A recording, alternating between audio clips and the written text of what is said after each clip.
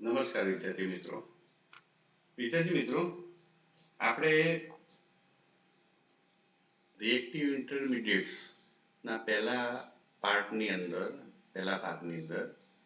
આપણે કાર્બોકેટાયન અને carb anion એ બંનેનો ડિટેલમાં અભ્યાસ કર્યો અને એના સ્થાયિત્વ વિશે પણ વાત કરી.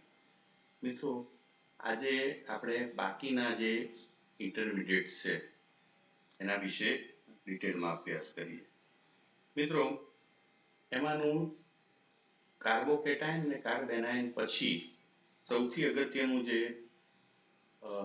રિએક્ટિવ ઇન્ટરમીડિયેટ્સ હોય તો છે ફ્રી રેડિકલ. મિત્રો, ફ્રી રેડિકલ જે છે એ બંધના હોમોલિટિક ફિશનથી થાય છે. તો મિત્રો, જ્યારે બંધનું હોમોલિટિક ફિશન થાય છે ત્યારે ફ્રી રેડિકલ જે છે એ ઉત્પન્ન થાય છે. મિત્રો, આ ફ્રી રેડિકલની અંદર કાર્બન જે છે એ 3 વેલેન્સી ધરાવે છે અને એના ઉપર એક ઇલેક્ટ્રોન જે છે એ મુક્ત હોય છે, અનપેર્ડ હોય છે અને પરિણામે કુલ 7 ઇલેક્ટ્રોન, 6 બોન્ડિંગ ઇલેક્ટ્રોન અને એક નોન બોન્ડિંગ ઇલેક્ટ્રોન, એમ 7 ઇલેક્ટ્રોન આમાં રહેલા હોય છે અને પરિણામે એ પેરામેગ્નેટિક ગુણધર્મ ધરાવે છે. મિત્રો, ફ્રી રેડિકલ જે છે ઘણી બધી રાસાયણિક પ્રક્રિયાઓ દરમિયાન બનતો માલુમ પડ્યો છે. મોસ જોમ્બર્ગ નામના વૈજ્ઞાનિકે 1900 ની અંદર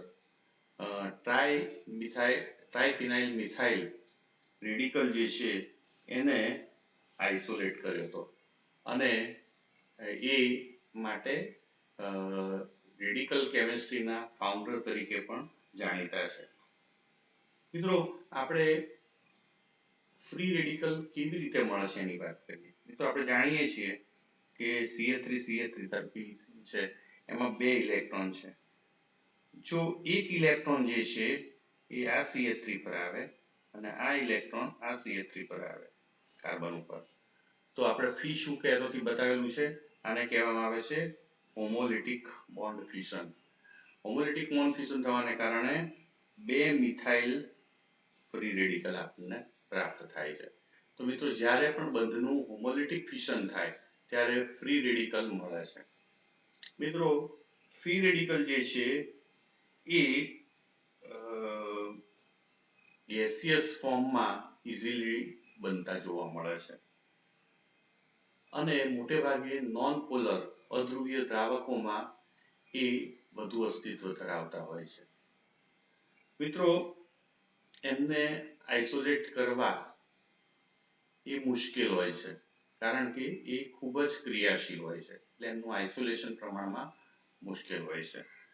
હવે મિત્રો, ખાસ એના સ્ટ્રક્ચર વિશે વાત કરીએ તો બિલકુલ એનું સ્ટ્રક્ચર જે છે એ જો આપણે કમ્પેરિઝન કરીએ તો કાર્બોકેટાયન જેવું છે, એટલે કે મધ્યસ્થ કાર્બન જે છે એ sp2 હાઇબ્રિડાઇઝ હોય છે અને પરિણામે 3 sp2 સંકૃત કક્ષકો એ 120 ડિગ્રીના ખૂણે સમતલીય ત્રિકોણ સ્વરૂપે રહેલી હોય છે અને આ દરેક sp2 સંકૃત કક્ષક એ 3 ગ્રુપ સાથે અથવા હાઇડ્રોજન, અહીંયા મિથાઇલ છે એટલે હાઇડ્રોજન સ્વરૂપે અહીંયા જોડાયેલા હોય છે. તો આનો આ ટોપ વ્યૂ છે. તો ઉપરના તરફથી જોઈએ તો એક s અને 2 p કક્ષકો ભેગી થઈને sp2 હાઇબ્રિડાઇઝ કક્ષક બનાવે છે અને આ sp2 આ 1s કક્ષક સાથે જોડાઈ sp2 1s સિગ્મા બોન્ડ બનાવે છે. તો આવા 3 સિગ્મા બંધનને કારણે 6 ઇલેક્ટ્રોન આ 3 સિગ્મા બંધનમાં મિત્રો જોવા મળે છે અને આ ત્રણેય જે છે એ સમતલીય ત્રિકોણ સ્વરૂપે રહેલા હોય છે. મિત્રો, હવે આ જે સમતલીય ત્રિકોણ જે છે sp2 હાઇબ્રિડાઇઝ કાર્બનની જે sp2 સંકૃત કક્ષક એને બિલકુલ લંબરૂપ આ એક ખાલી p કક્ષક જે ત્રીજી કઈ છે સંકળમાં ભાગ નથી લીધેલો એવી અનહાઇબ્રિડાઇઝ p ઓર્બિટલ જે છે એની અંદર આ એક ઇલેક્ટ્રોન મિત્રો રહેલો છે અને એ એક ઇલેક્ટ્રોન એ એકી સંખ્યામાં ઓડ સ્વરૂપે હોય છે અને p ઓર્બિટલ મિત્રો p ઓર્બિટલ ની અંદર કોઈ પણ ઓર્બિટલ ની અંદર બે ઇલેક્ટ્રોન થાય અહીંયા માત્ર એક જ ઇલેક્ટ્રોન છે અને પરિણામે તમે કહી શકો કે જે ફ્રી રેડિકલ જે છે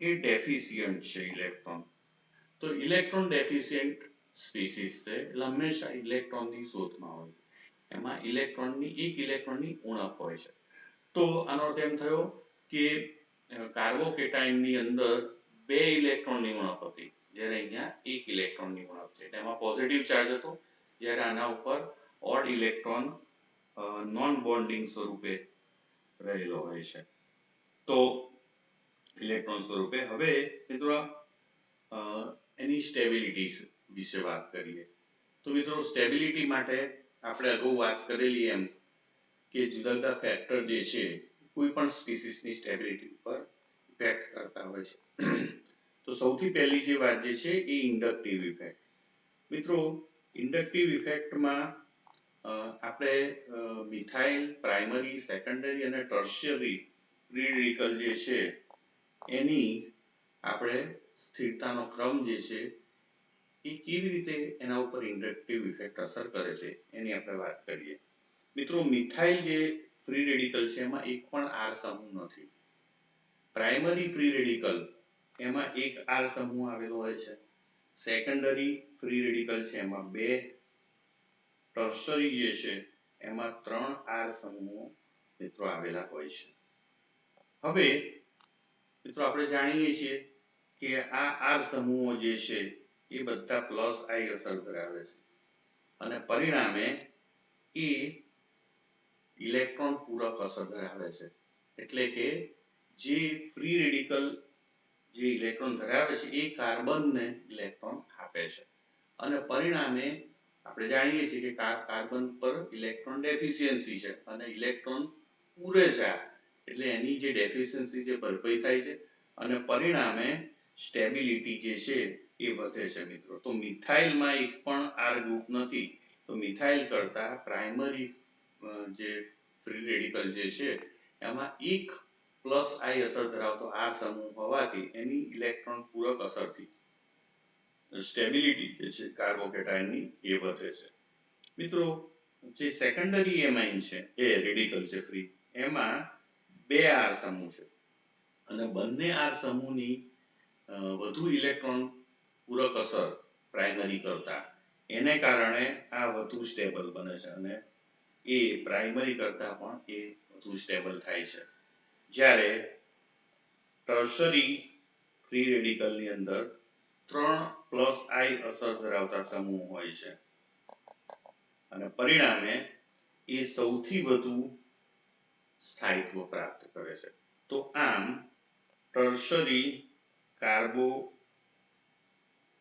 જે કાર્બન ફ્રી રેડિકલ છે એના કરતા દ્વિતીયક ફ્રી રેડિકલ એના કરતા પ્રાથમિક ફ્રી રેડિકલ અને એના કરતા મિથાઇલ ફ્રી રેડિકલ ની સ્થાયિત્વ ઘટતું જાય છે તો આમ જેમ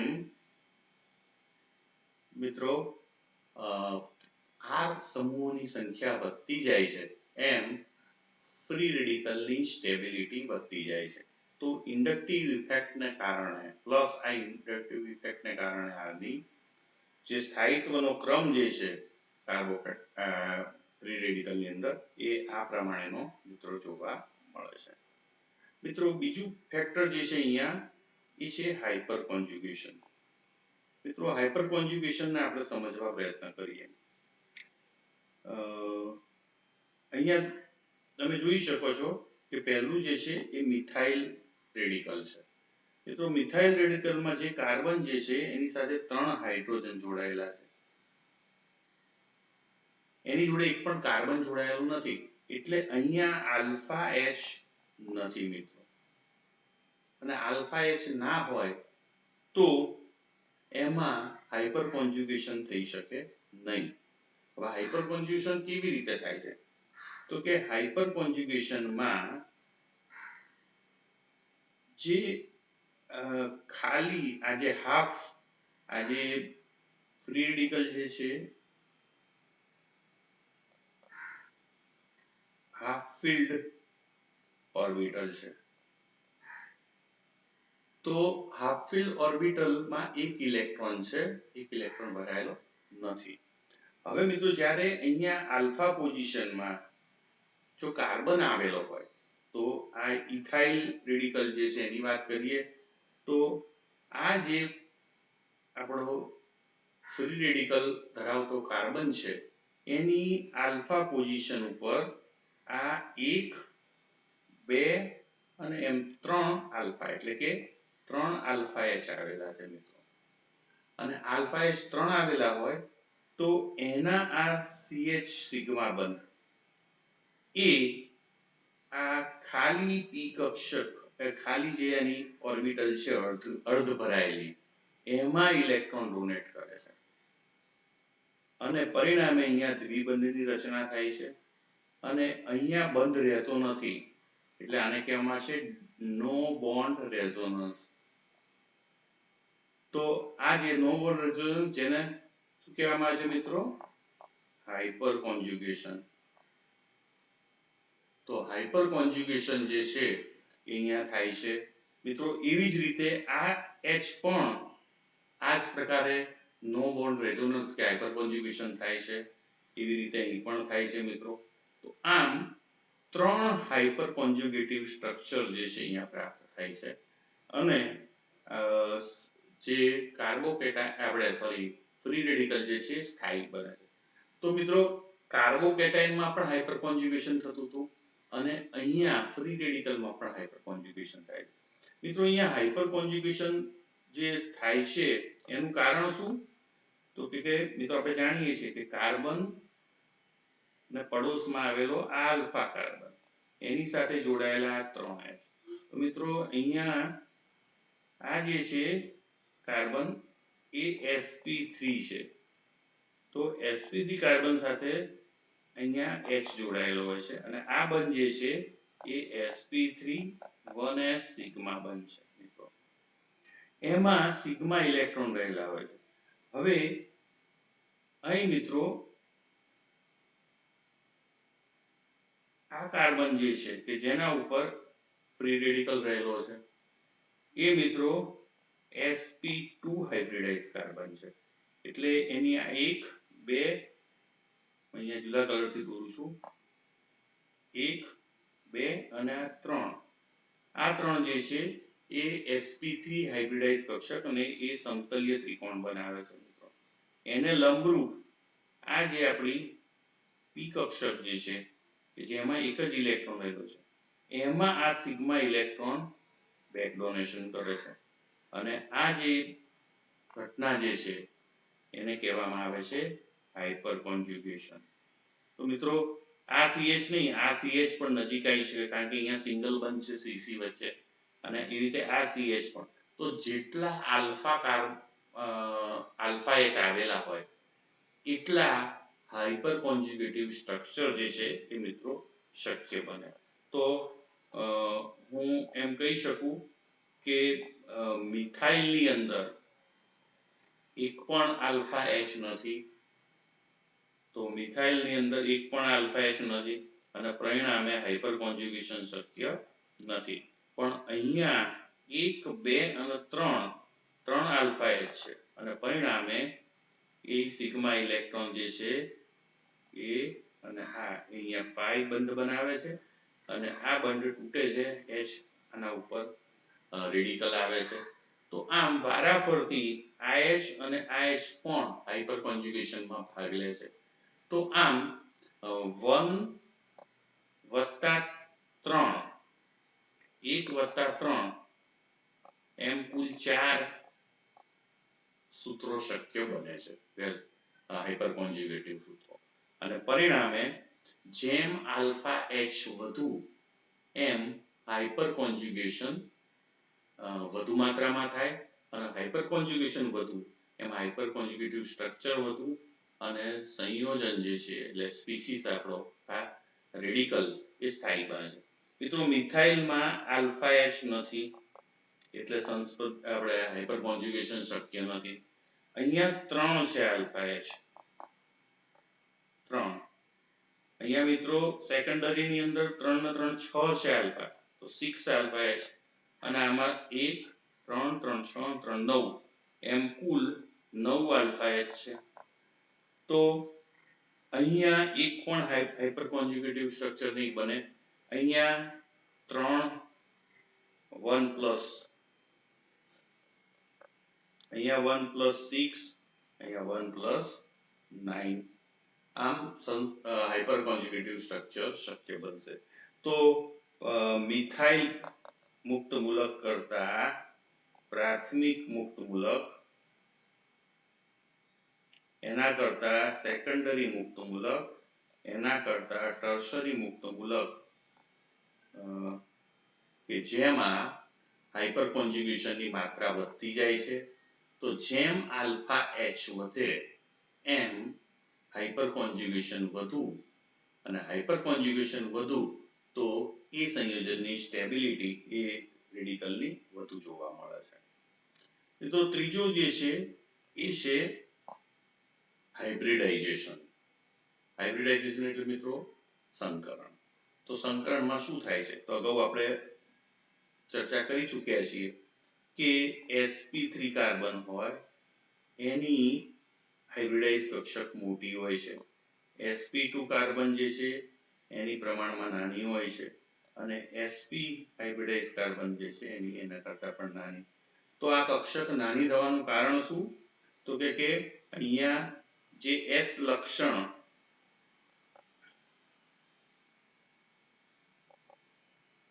s કેરેક્ટર જે છે એનું પ્રમાણ જે છે એ અહીંયા 25% છે, કારણ કે 4 કક્ષક પૈકી એક જ s છે. અહીંયા 3 કક્ષક છે, એક s ને 2 p, એ પૈકી એટલે 33.33%. જ્યારે અહીંયા 2 કક્ષક પૈકી એક છે એટલે 50% જેટલું s કેરેક્ટરનું પ્રમાણ છે. તો જેમ s કેરેક્ટરનું પ્રમાણ વધે એમ કક્ષક જે છે એની સાઈઝ ઘટે અને ઇલેક્ટ્રોન જે છે એ વધુ નજીક આવે. તો મિત્રો આપણે જાણીએ છીએ કે જે આ રેડિકલ જે છે ઇલેક્ટ્રોન ડેફિશિયન્ટ પરમાણુ છે, સ્પીસીસ છે. એટલે જેમ કેન્દ્રની નજીક વધુ ડેફિશિયન્સી જાય એમ એની સ્ટેબિલિટી ઘટે છે. તો s કેરેક્ટર sp3 માં ઓછું હોય છે અને પરિણામે ન્યુક્લિયસથી દૂર હોય છે, અને ન્યુક્લિયસથી દૂર હોવાથી એની એફિનિટી જે છે હાફ ફિલ્ડ કક્ષકની એ ઓછી હોય છે, અને પરિણામે સ્ટેબિલિટી સૌથી વધારે હોય છે. તો ઇથાઇલ રેડિકલ જે છે સૌથી સ્ટેબલ હોય છે. અહીંયા sp3 હાઇબ્રિડાઇઝ આપણે કાર્બન છે આ રહ્યો. મિત્રો અહીંયા જે કાર્બન જે છે કે જેના ઉપર રેડિકલ છે એ બંને sp2 છે, અને અહીંયા કમ્પેરેટિવ જમણી તરફ જઈએ એમ s લક્ષણ જે છે વધતું જાય છે. અહીંયા 25% તો મેં તમને વાત કરી, અહીંયા 33.33%, જ્યારે અહીંયા 50% s કેરેક્ટરનું પ્રમાણ છે.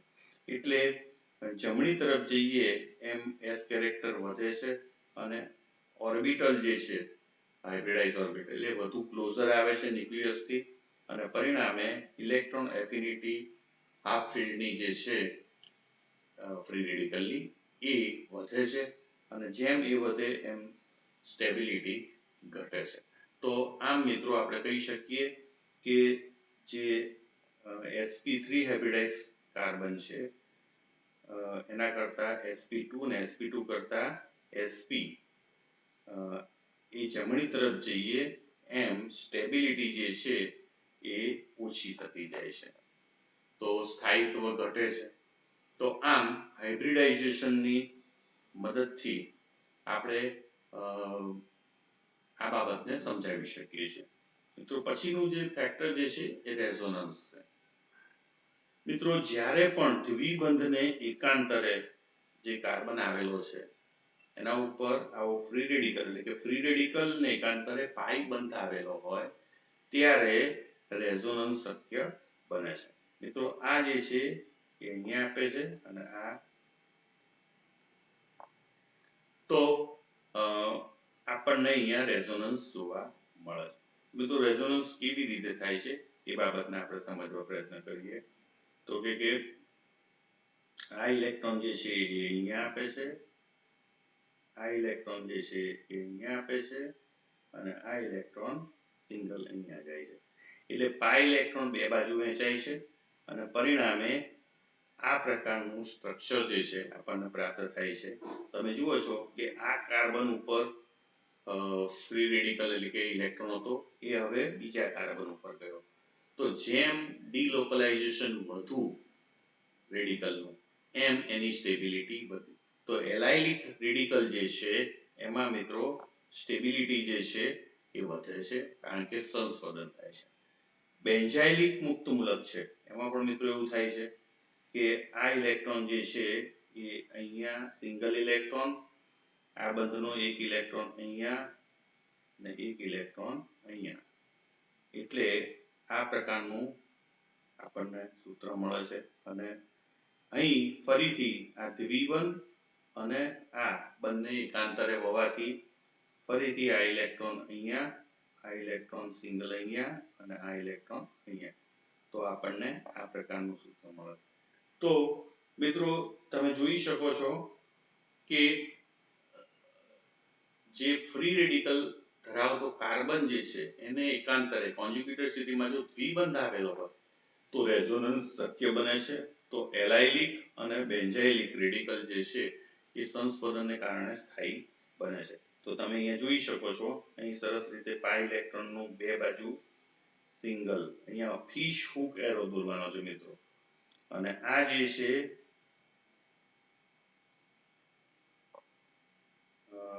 એક મિનિટ મિત્રો, આ જે છે એ અહીંયા અને આ જે છે એ અહીંયા, એ જ વખતે આ અહીંયા, એટલે અહીં દ્વિબંધની રચના થઈ અને આના ઉપર ઇલેક્ટ્રોન આવે તમે જોઈ શકો છો. અને આ એનું હાઇબ્રિડ સ્ટ્રક્ચર અહીંયા દોરેલું છે. તો મિત્રો એ જ રીતે તમે અગાઉ વાત કરી એ પ્રમાણે કે આ પાઈ ઇલેક્ટ્રોન પૈકીનો એક અહીંયા આવશે અને બે પૈકીનો એક અહીંયા આવશે અને આ જે છે અહીંયા આપશે અને પરિણામે અહીંયા દ્વિબંધની રચના થશે. અને આ જે છે અહીંયા ખોટું છે, અહીંયા ના આવવું જોઈએ, આ રીતે અહીંયા આવે છે શિફ્ટ થાય. તો આમ જે ફ્રી રેડિકલ હતો એ જુદા જુદા સ્થાને તમે જુઓ છો શિફ્ટ થાય છે અને સંસ્પંદનથી સ્થિરતામાં વધારો થાય છે. તો આમ રેઝોનન્સ જે છે એ સ્થિરતામાં વધારો કરે છે. તો ફ્રી રેડિકલનો જે જનરલ સ્ટેબિલિટી ઓર્ડર જે છે એ આપણે આ રીતે આપી શકીએ. સૌથી વધુ જો ઓછો સ્ટેબલ હોય તો એ વિનાઇલિક છે, એટલે કે જે sp2 હાઇબ્રિડાઇઝ કાર્બન જોડાયેલો છે. ત્યારબાદ જે છે એ મિથાઇલ, ત્યારબાદ પ્રાથમિક, પછી સેકન્ડરી, ટર્શરી અને એલાઇલિક કે જેમાં સૌથી વધુ સંસ્પંદન થતું હોય છે. અને મિત્રો એના કરતા પણ એરોમેટિક જે છે એમાં વધારે પ્રમાણમાં સંસ્પંદન થાય છે. તો આ મિત્રો તમે જોઈ શકો છો કે સંકરણ, ઇન્ડક્ટિવ ઇફેક્ટ, રેઝોનન્સ, આ બધી અસરોને કારણે કોમન ક્રમ સ્ટેબિલિટીનો આપણે ઇઝીલી આપી શકીએ છીએ. મિત્રો અત્યાર સુધીમાં જે આપણે ત્રણ મુખ્ય રિએક્ટિવ ઇન્ટરમીડિયેટ્સ જોયા એનું અહીં આપણે કમ્પેરિઝન અહીંયા કરી લઈએ. મિથાઇલ કાર્બોકેટાઇન જે છે એમાં તમે જુઓ છો મધ્યસ્થ કાર્બન sp3 સંકૃત કાર્બન છે. સેમ મિત્રો એવી જ રીતે રેડિકલમાં પણ sp2 રેડિકલમાં પણ sp2 સંકૃત કાર્બન જ છે. એટલે આ ત્રણે ત્રણ એ સમતલીય ત્રિકોણ રચના ધરાવે છે. 120 નો એંગલ હોય છે દરેક સંયોજકતા વચ્ચે. અને જે અહીંયા આ p ઓર્બિટલ જે છે અનહાઇબ્રિડાઇઝ એ અહીંયા વેકન્ટ હોય છે, જ્યારે અહીંયા હાફ ફિલ્ડ ભરાયેલી હોય છે. તો આમ મિત્રો કાર્બોકેટાઇન અને રેડિકલ એ બંનેનું બંધારણ બિલકુલ સરખું છે. ફેર ક્યાં છે કે અહીંયા પી કક્ષક એ વેકન્ટ છે, જ્યારે અહીંયા હાફ ફિલ્ડ એટલે કે એક ઇલેક્ટ્રોન ધરાવે છે, અહીંયા એક ઇલેક્ટ્રોન ધરાવે છે, અને એટલે પેરામેગ્નેટિક ગુણધર્મ ધરાવે છે. જ્યારે કેટાયન જે છે એ ડાયમેગ્નેટિક ગુણધર્મ ધરાવે છે. મિત્રો કેટાયનની એનાયનની વાત કરીએ તો એનાયનમાં જે મધ્યસ્થ કાર્બન જે છે એ sp3 હાઇબ્રિડાઇઝ અને પરિણામે આ ચારેય 109.28 એટલે સમચતુષ્ફલકીય આકારે ગોઠવાયેલી હોય છે. અહીંયા 3H મિથાઇલના એ આ રીતે હોય છે, જેને ત્રિકોણીય પિરામિડ આકાર, અને એની ટોચ ઉપર જે સમચતુરનું ચોથું છે ત્યાં 2 ઇલેક્ટ્રોન જે છે એ હાઇબ્રિડાઇઝ sp3 કક્ષકની અંદર ભરાયેલા હોય છે. તો આમ અહીંયા 8 ઇલેક્ટ્રોન હોય છે મિત્રો, અહીંયા 7 ઇલેક્ટ્રોન હોય છે, જ્યારે અહીંયા 6 ઇલેક્ટ્રોન ને પોઝિટિવ ચાર્જ, 8 ઇલેક્ટ્રોન ને નો ચાર્જ, અને 7 ઇલેક્ટ્રોન ને, અને અહીંયા 8 ઇલેક્ટ્રોન ને નેગેટિવ ચાર્જ. તો આમ મિત્રો આ ત્રણેયની અંદર જે કમ્પેરિઝન જે છે સ્ટ્રક્ચરની એ આ રીતે આપણે દર્શાવી શકીએ. હવે મિત્રો ચોથું જે છે એ છે કાર્બિન. તો કાર્બિન ના સ્ટ્રક્ચર વિશે એ જુદા જુદા મતમતાંતરો છે, અને એ મુજબ એ મુખ્યત્વે સિંગલેટ અને ટ્રિપલેટ એમ બે પ્રકારના સ્ટ્રક્ચર ધરાવે છે.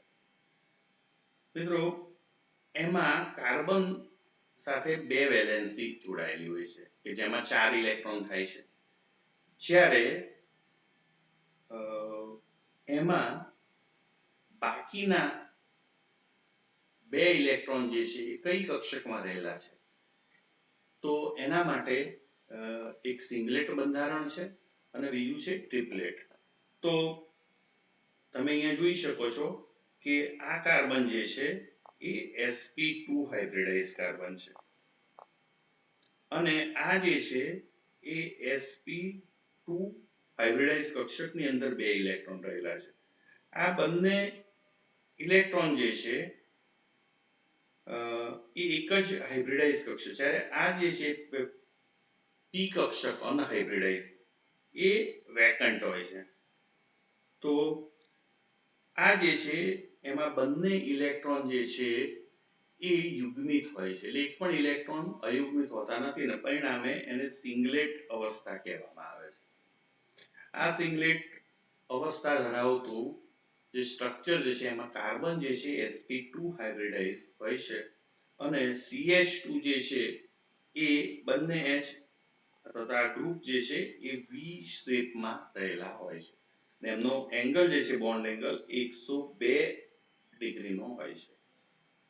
ત્યારબાદ મિત્રો બીજું ઉદાહરણ જે છે કે જેમાં ટ્રિપલેટ ઉદાહરણ છે, એમાં પણ જે મધ્યસ્થ કાર્બન જે છે એની જેમ જ sp2 હાઇબ્રિડાઇઝ કાર્બન છે. અહીંયા એક H, બીજો H, sp2 હાઇબ્રિડાઇઝ કક્ષક, જ્યારે ત્રીજી હાઇબ્રિડાઇઝ કક્ષકમાં માત્ર એક જ ઇલેક્ટ્રોન હોય છે, એટલે આમાં 2 ઇલેક્ટ્રોન હતા, જ્યારે અહીંયા એક જ ઇલેક્ટ્રોન હોય છે. જ્યારે બીજો ઇલેક્ટ્રોન જે છે એ અનહાઇબ્રિડાઇઝ કક્ષકમાં જોડાયેલો છે, એક ઇલેક્ટ્રોન. એટલે આમ બંને ઇલેક્ટ્રોન જુદી જુદી કક્ષકમાં, એક ઇલેક્ટ્રોન હાઇબ્રિડાઇઝ ટુ પી sp2 કક્ષકમાં, જ્યારે બીજી અનહાઇબ્રિડાઇઝ p ઓર્બિટલની અંદર રહેલા હોય છે, અને પરિણામે બંને ઇલેક્ટ્રોન અયુગ્મિત હોય છે, અને એટલે એની જે સ્ટેટ જે છે ટ્રિપલેટ પ્રકારનું હોય છે, એટલે એને ટ્રિપલેટ કાર્બિન કહેવામાં આવે છે. મિત્રો આ ઉપરાંત sp હાઇબ્રિડાઇઝ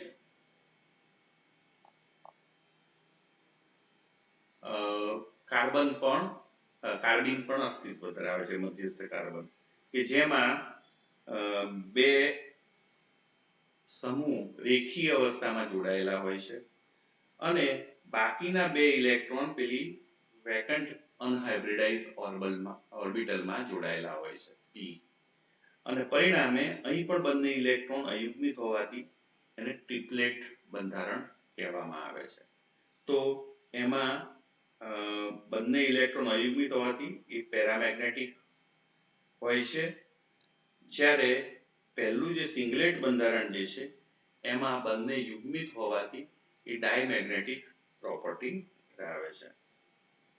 મિત્રો અહીંયા ટ્રિપ્લેટ કાર્બિન જે છે એ મોટે ભાગે ગેસિયસ સ્ટેટમાં અસ્તિત્વ ધરાવે છે, જ્યારે સિંગલેટ કાર્બિન જે છે એ મોટે ભાગે એક્વિયસ મીડિયામાં અસ્તિત્વ ધરાવે છે. જે સિંગલેટ કાર્બિન જે છે એ sp2 હાઇબ્રિડાઇઝ હોય છે અને એમાં સ્પિન જે છે એ sp2 ઓર્બિટલની અંદર પેર થયેલી હોય છે સિંગલેટની અંદર, જ્યારે ટ્રિપ્લેટની અંદર એ અનપેર્ડ હોય છે. એક ઇલેક્ટ્રોન sp2 હાઇબ્રિડાઇઝ ઓર્બિટલમાં, જ્યારે બીજો ઇલેક્ટ્રોન p ઓર્બિટલમાં જે વેકેન્ટ હોય છે અનહાઇબ્રિડાઇઝ એમાં જોડાયેલો હોય છે. તો એવાને ટ્રિપ્લેટ કાર્બિન તરીકે ઓળખવામાં આવે છે. તો મિત્રો આ સિંગલેટ અને ટ્રિપ્લેટ કાર્બિન કેવી રીતે મળે છે, એમના બંધારણ શું છે એની આપણે વાત કરી. તો અહીંયા ફરીથી એ જ બંધારણ આપેલું છે. આ જે છે એ ટ્રિપ્લેટ કાર્બિન છે કે જેમાં એક હાઇબ્રિડાઇઝ sp2 ઓર્બિટલમાં ઇલેક્ટ્રોન છે, જ્યારે બીજો ઇલેક્ટ્રોન અનહાઇબ્રિડાઇઝ p ઓર્બિટલમાં છે. જ્યારે સિંગલેટ કાર્બિનની અંદર કાર્બન જે છે, આ બંનેમાં કાર્બન જે છે એ sp2 હાઇબ્રિડાઇઝ છે, એટલે બે અહીંયા જોડાયેલા છે, જ્યારે ત્રીજી sp2 હાઇબ્રિડાઇઝ ઓર્બિટલની અંદર આ બંને ઇલેક્ટ્રોન યુગ્મિત હોય છે, જ્યારે આ જે છે એ ખાલી હોય છે મિત્રો, વેકેન્ટ. તો આને સિંગલેટ તરીકે ઓળખવામાં આવે છે કારણ કે અહીંયા યુગ્મિત છે, આ ડાયમેગ્નેટિક છે, જ્યારે આ ટ્રિપ્લેટ જે છે એ પેરામેગ્નેટિક છે. હવે મિત્રો આ બંને પ્રકારના સ્ટ્રક્ચર જે છે કાર્બિનના એ કેવી રીતે ઉત્પન્ન થાય છે? તો અહીંયા તમે નીચે જોઈ શકો છો કે x અને y આ બે સમૂહ જો જોડાયેલા હોય અને x જે છે આ સિગ્મા ઇલેક્ટ્રોન અહીંયા મુવમેન્ટ થાય, એ જ વખતે આ સિગ્મા કાર્બન ઉપર થાય, તો x અને y બંને રિલીઝ થઈ જાય છે અને બંને ઇલેક્ટ્રોન જે સિગ્માના એ આ ઓર્બિટલ ઉપર આવી જાય છે અને કાર્બનનું સંકરણ જે અહીંયા sp2 હતું એ sp3 હતું એ હવે sp2 માં કન્વર્ટ થઈ જાય છે અને બંને ઇલેક્ટ્રોન આ જે સંકૃત કક્ષક જે છે એમાં આવી જાય છે અને એને કહેવામાં આવે છે સિંગલેટ કાર્બિન. પણ જો મિત્રો બંધનું વિભાજન સમ પ્રકારે થતું હોય, અહીંયા મિત્રો અસમ વિભાજન થાય છે પહેલા મુદ્દામાં. હવે બીજાની વાત કરીએ તો બંધનું સમ વિભાજન થાય છે. બંધના સમ વિભાજનમાં જે CX બંધ જે છે એનો એક ઇલેક્ટ્રોન x ઉપર અને બીજો ઇલેક્ટ્રોન કાર્બન ઉપર, એવી જ રીતે CY બંધ જે છે એનો એક ઇલેક્ટ્રોન y ઉપર અને એક ઇલેક્ટ્રોન કાર્બન ઉપર. તો આમ બંને જુદી જુદી ઓર્બિટલમાં. તો અહીંયા આ ટ્રિપ્લેટ પ્રકારનું આપણને કાર્બિન પ્રાપ્ત થાય છે. તો મિત્રો અહીંયા આપણે સિંગલેટ અને ટ્રિપ્લેટ કાર્બિન કેવી રીતે ઉત્પન્ન થાય છે બંધના અસમ અને સમ વિભાજનથી એનો આપણે ખ્યાલ મેળવ્યો. મિત્રો ત્યારબાદ નાઇટ્રીન અંગે વાત કરીએ. નાઇટ્રીન મોટે ભાગે એસાઇડ સંયોજનોનું જ્યારે વિઘટન થાય છે ત્યારે વચગાળામાં સ્વરૂપે બનતો હોય છે. બિલકુલ એની સંરચના કાર્બિન જેવી જ હોય છે. મિત્રો અહીંયા એક જ સંયોજકતા હોય છે, જ્યારે બાકીના 4 ઇલેક્ટ્રોન જે છે એ નોન બોન્ડિંગ સ્વરૂપે હોય છે. તો આમ કુલ 6 ઇલેક્ટ્રોન મિત્રો આમાં આવેલા હોય છે. તો નાઇટ્રીનનું જે ટિપિકલ સ્ટ્રક્ચર જે છે અહીંયા દર્શાવેલું છે. તો નાઇટ્રીન જે છે એ પણ ચાર્જ વિહીન એટલે કે ન્યુટ્રલ, બિલકુલ કોના જેવો કાર્બનની જેમ જ ન્યુટ્રલ છે. કાર્બનમાં બે સંયોજકતા હોય છે, જ્યારે અહીંયા એક સંયોજકતા છે. કાર્બનની અંદર 2 ઇલેક્ટ્રોન મુક્ત હોય છે, જ્યારે અહીંયા 4 ઇલેક્ટ્રોન નોન બોન્ડિંગ હોય છે. તો બિલકુલ 6 ઇલેક્ટ્રોન ત્યાં પણ અને અહીં પણ 6 ઇલેક્ટ્રોન અને અહીં પણ ન્યુટ્રલ, કોઈ ચાર્જ હોતો નથી, એટલે કે ન્યુટ્રલ સ્પીસ છે. તો 6 ઇલેક્ટ્રોન ધરાવતો ન્યુટ્રલ સ્પીસીસ છે. મિત્રો કેવી રીતે ઉત્પન્ન થાય છે, નાઇટ્રીનનું જનરેશન કેવી રીતે થાય છે એની આપણે વાત કરીએ. તો ફોટોલિટિક થર્મલ જનરેશન આમાં થાય. તો એસાઇલ પ્રકારનો, એટલે આ એસાઇલ ગ્રુપ છે RCO, એની સાથે N double bond N double bond N આ એસાઇડ સમૂહ જોડાયેલો હોય તો શું થાય છે, તો કે બંને ઇલેક્ટ્રોન જે છે એ અહીંયા શિફ્ટ થાય છે અને આ બંને ઇલેક્ટ્રોન જે છે એ અહીંયા શિફ્ટ થાય છે મિત્રો. અને પરિણામે N ટ્રિપલ બોન્ડ N એટલે કે N2 છૂટા પડે છે અને આ નાઇટ્રોજન ઉપર 2 ઇલેક્ટ્રોન આવે છે કે જે નાઇટ્રીન તરીકે ઓળખાય છે. તો એસાઇલ નાઇટ્રીન ઉત્પન્ન થાય છે.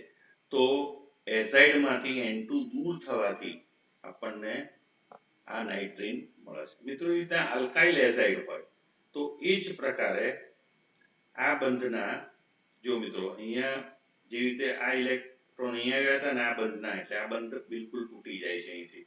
એવી જ રીતે આ 2 ઇલેક્ટ્રોન બોન્ડ પેરમાં કન્વર્ટ થાય છે, આ બોન્ડ પેર લોન પેરમાં કન્વર્ટ થાય છે અને આ બોન્ડ પેર એ લોન પેરમાં કન્વર્ટ થાય છે. તો તમે જોઈ શકો છો કે આલ્કાઇલ નાઇટ્રીન આપણને મળે છે. તો આમ એસાઇલ એઝાઇડ અને આલ્કાઇલ એઝાઇડમાંથી અનુક્રમે એસાઇલ નાઇટ્રાઇડ અને આલ્કાઇલ નાઇટ્રાઇડ આપણને મળે છે. મિત્રો બીજો અગત્યનું જે છે એ બેન્ઝાઇન છે. બેન્ઝાઇન છે મોટે ભાગે એરોમેટિક ન્યુક્લિયોફિલિક સબસ્ટિટ્યુશન રિએક્શન જે છે એ દરમિયાન બનતો એક સ્પીસીસ છે, જેમાં બેન્ઝીન રિંગમાં જે 3 દ્વિબંધ આવેલા છે મિત્રો, એમાં એક વધારાનો દ્વિબંધ, આ જે છે એ બંધ, પાય બંધ એ બહુ જ નિર્બળ પ્રકારનો હોય છે. એટલે કે આપણે એમ કહી શકીએ કે બેન્ઝીન રિંગના 6 ઇલેક્ટ્રોન ઉપરાંત અહીંયા જે વધારાની જે છે એનું આચ્છાદન થતું હોય છે. એટલે આ પાય બંધ જે છે એ ખૂબ જ નિર્બળ છે, ખૂબ જ નિર્બળ. તો મિત્રો જે અહીંયા જે વાત કરી બેન્ઝાઇન એ નું સ્ટ્રક્ચર અહીંયા બતાવેલું છે. તો તમે જોઈ શકો છો કે 2 રેડિકલ અહીંયા હોય, ડાય રેડિકલ બંધારણ છે. ખરેખર આલ્કાઇનનું સ્ટ્રક્ચર આ છે બેન્ઝાઇનનું. તો આ ઇલેક્ટ્રોન અહીંયા જતો રહે અને આ ઇલેક્ટ્રોન અહીંયા આવતો રહે. તો આવું એના સંસ્વદન સૂત્ર દરમિયાન આવું ડાય રેડિકલ સ્ટ્રક્ચર જોવા મળે છે. આ ઉપરાંત જો આનું સમવિભાજન અહીંયા દર્શાવેલું છે મિત્રો, પણ જો બંધનું અહીંયા અસમવિભાજન થતું હોય, એટલે કે બંને ઇલેક્ટ્રોન જે છે, બંને ઇલેક્ટ્રોન અહીંયા આવતા હોય તો આના ઉપર ઋણ વીજભાર આવે છે, ત્યારે આના ઉપર ધન વીજભાર. તો આને ઝ્વિટર આયન કહેવામાં આવે છે. એક જ અણુ પર પોઝિટિવ અને નેગેટિવ ચાર્જ હોય તો એને ઝ્વિટર આયન કહેવામાં આવે છે. તો ડાય રેડિકલ અને ઝ્વિટર એ 2 પ્રકારના સંસ્પદિત સૂત્રો સ્ટ્રક્ચર ધરાવે છે. તો અહીંયા બેન્ઝાઇન જે છે એને મોસ્ટ ઓફ આ સંસ્પદન આ સૂત્રથી કોમનલી દર્શાવવામાં આવે છે. તો બેન્ઝાઇન જે છે એ ડાય રેડિકલમાં પણ રૂપાંતરિત થઈ શકે છે અને ઝ્વિટર આયનમાં પણ રૂપાંતરિત થઈ શકતું હોય છે. મિત્રો અહીંયા આ બંનેના જે સ્ટ્રક્ચર જે છે અહીંયા દર્શાવેલા છે, તમે જોઈ શકો છો કે 2 ઇલેક્ટ્રોન અહીંયા હોય અને અહીં પણ ઇલેક્ટ્રોન ના હોય. તો એને એક પ્રકારનું આ બંને વચ્ચે ઓવરલેપિંગ થયેલું હોય છે, ઓવરલેપિંગ તો પુઅર ઓવરલેપિંગને કારણે આ ત્રીજો બંધ જે છે અહીંયા બનતો હોય છે, તો આ બેન્ઝાઇન છે. મિત્રો એવું જરૂરી નથી કે આ જ કાર્બન ઉપર 2 ઇલેક્ટ્રોન હોય, આ કાર્બન ઉપર પણ 2 ઇલેક્ટ્રોન હોય, તો એના કારણે અહીંયા પણ ઋણ વીજભાર આવે છે અને અહીંયા ધન વીજભાર, અહીં પણ ઓવરલેપિંગ થતું હોય છે. તો આમ આ એના સંસ્પર્દી સૂત્રો છે, રેઝોનન્સ સૂત્રો છે કે જેમાં એનો ચાર્જ ફોર્મ અહીંયા દર્શાવેલા છે. તો ચાર્જ ફોર્મ એક જ પરમાણુ પર નહીં પણ બંને કોઈ પણ પરમાણુ પર કાર્બન ઉપર શિફ્ટ થઈ શકતા હોય છે. મિત્રો ન્યુક્લિયોફિલિક એરોમેટિક સબસ્ટિટ્યુશન રિએક્શન ની અંદર આ પ્રકારના બેન્ઝાઇન મધ્યસ્થી તરીકે બનતા હોય.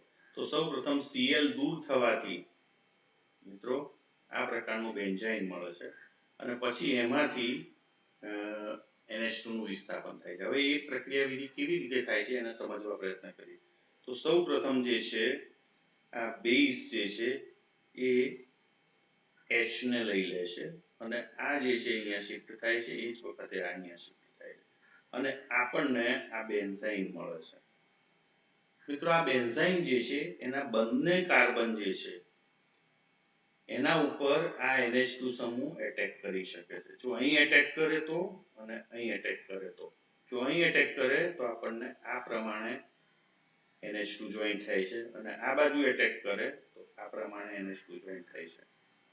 હવે બીજા તબક્કાની અંદર NH2 જે છે એ NH3 એ ફરીથી આને H આપી દે છે અને આપણને આ મળે છે. એવી રીતે NH3 જે છે એ અહીંયા H આપી દે છે અને આપણને આ મળે. તો મિત્રો આમ એનિલિન જ એક જ નિપજ મળે છે પણ એનું સ્થાન જે NH2 સમૂહ જે છે એ જુદી જુદી જગ્યાએ હોય. તો ઘણા બધા જે ન્યુક્લિયોફિલિક એરોમેટિક સબસ્ટિટ્યુશન રિએક્શન જે છે એનો તમે જ્યારે અભ્યાસ કરશો ત્યારે આ બેન્ઝાઇન જો મધ્યસ્થી તરીકે ના બનતો હોય તો એ રિએક્શનોમાં થતા વિસ્થાપનો આપણે સમજાવી શકતા નથી. એટલે બેન્ઝાઇન જે છે એ ન્યુક્લિયોફિલિક એરોમેટિક સબસ્ટિટ્યુશનમાં બનતો ખૂબ જ અગત્યનો ઇન્ટરમીડિયેટ છે. મિત્રો આ ઉપરાંત કાર્બાઇન પણ થોડેક અંશે જાણીતો ઇન્ટરમીડિયેટ છે. મિત્રો જ્યારે કાર્બાઇન ઉપર કાર્બન ઉપર એક જ વેલેન્સી જોડાયેલી હોય તો બાકીના 3 ઇલેક્ટ્રોન જે છે 4 સંયોજકતા પૈકીના એ નોન બોન્ડિંગ અવસ્થામાં હોય છે.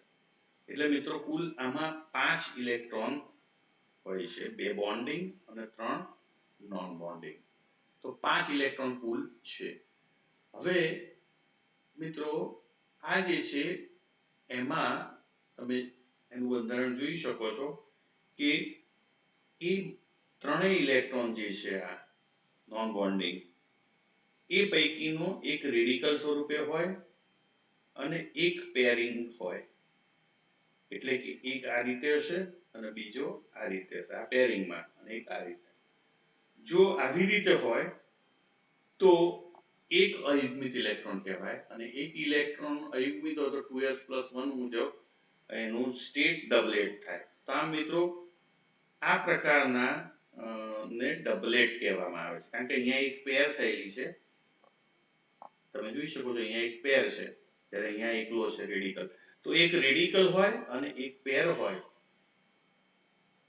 બરાબર. તો જ્યારે એક ઓર્બિટલ વેકન્ટ રહેશે એમાં, તો એવા પ્રકારના કાર્બાઇનને ડબલેટ કાર્બાઇન કહેવામાં આવે છે.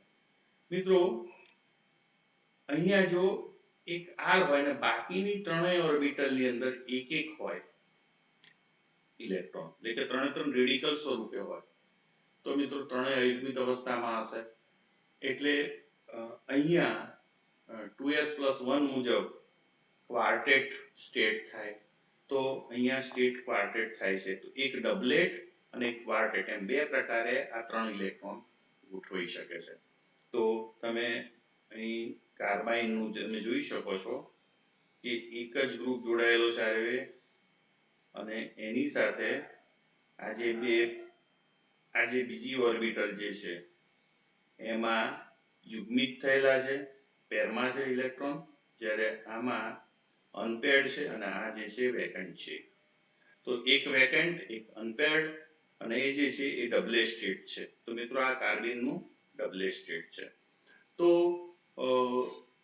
મિત્રો ખાસ જે છે તમને પ્રશ્નો વધુમાં વધુ પૂછાય છે એ કાર્બોકેટાયનના, કાર્બેનાયનના અને ફ્રી રેડિકલના સ્થિરતાનો ક્રમ નક્કી કરવા અંગે અથવા તો તમને આપેલા હોય આમાંથી કયા વધુ સ્થિર છે.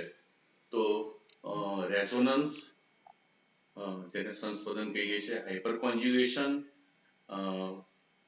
પછી ઇન્ડક્ટિવ ઇફેક્ટ, આવા બધા પરિબળોને કારણે જે વધુ સ્થાયી બનતું હોય એની આપણે બેક બોન્ડિંગ છે.